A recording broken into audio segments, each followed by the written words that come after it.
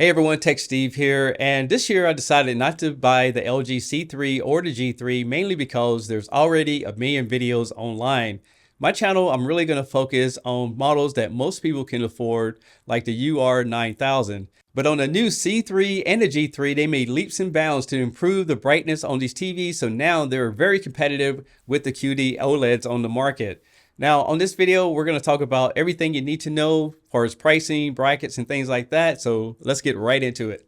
LG C3, you can get a 42-inch for $1249.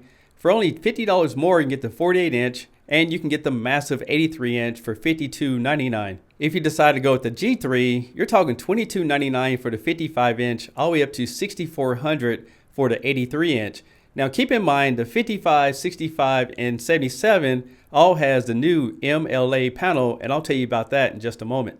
The C3 and the G3 all use the exact same processor, which is the A9 6th generation processor from LG. And what that means is that it's a 4-core processor that runs at 1000 gigahertz. They have a 2-core 7 megahertz graphic processor. And the reason that this processor is important is because it was specifically designed for these OLED televisions to give you the best performance.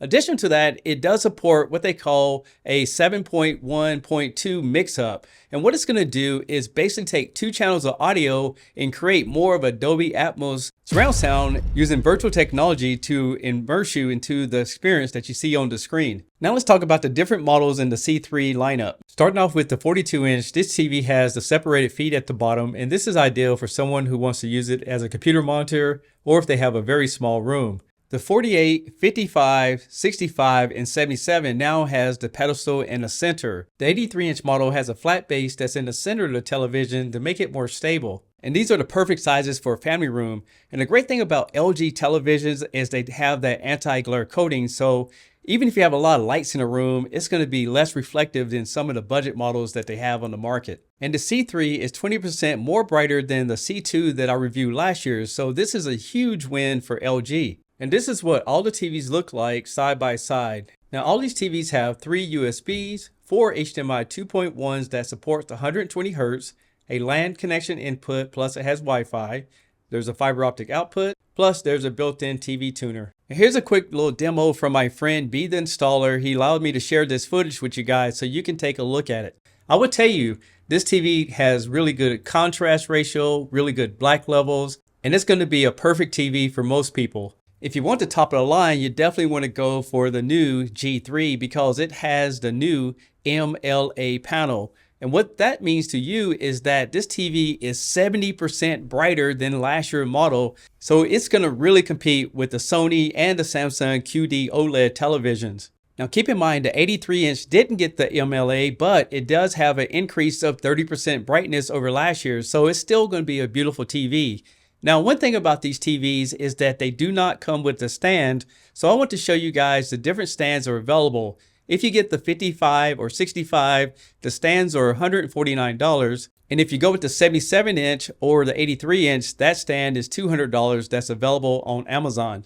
There's no doubt that this is a beautiful TV, but they should have put the stand in the box and made it option to mount on the wall because traditionally that's how it's done and that's what we expect.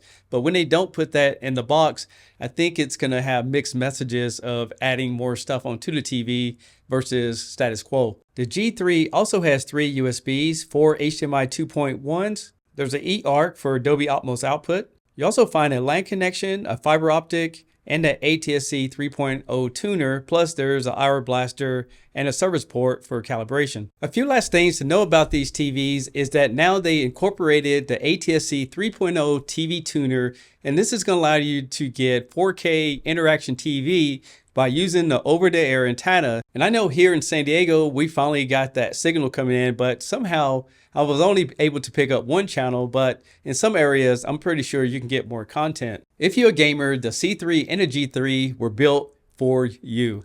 What I mean by that, they support auto low latency, variable refresh rate, FreeSync, and G-Sync, so it's going to support all your different formats. These TVs also have a gaming mode, so you can get a pop-up on the screen so you can see how many frames per second that you're running. You can also configure it to different types of games, and you can change the color profiles and much more. This is the remote control that comes with the C2, but the new remote control looks very similar. A lot of people think this remote control is kind of bulky, but here's some benefits to it. Since it has a number pad on it, you can program this to old cable boxes and DVD players and things like that, where all the newer remotes and all the other companies are moving to remote controls that only works with HDMI CEC. So if you use analog connections, you will not be able to use the remote control, but you can with this one. Plus it has the magic technology, so you have a mouse pointer on the screen. LG also upgraded the operating system in all their new 2023 models to WebOS 23. And it has features like you can create your own profile so everyone can use their own applications. You can share your screen with another LG television that has this software. And it has all the applications like Max, Netflix, Hulu, and all those great apps that you like. But I hope you guys like this video. I hope it helped you guys out. And if you don't mind, leave a comment below. Let me know what you think. I'm Tech Steve. Thanks all for watching, and I'll catch you guys on the next one. Peace!